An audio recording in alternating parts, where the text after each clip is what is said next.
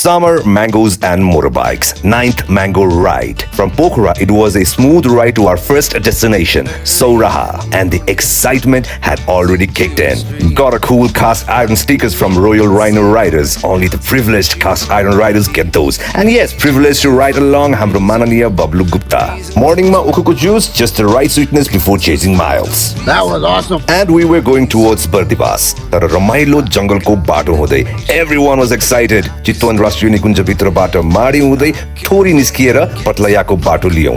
What an experience. Dense jungle, endless greenery and that feeling. Then came the main mission, the mango farm. Fresh mangoes straight from the trees, tasting them right there and filling our bags to take a little bit of summer back home. Thanks to the Himalayan Motorcycle Experience team for initiating and organizing this wonderful ride. Came back with Mango Pheasant experience.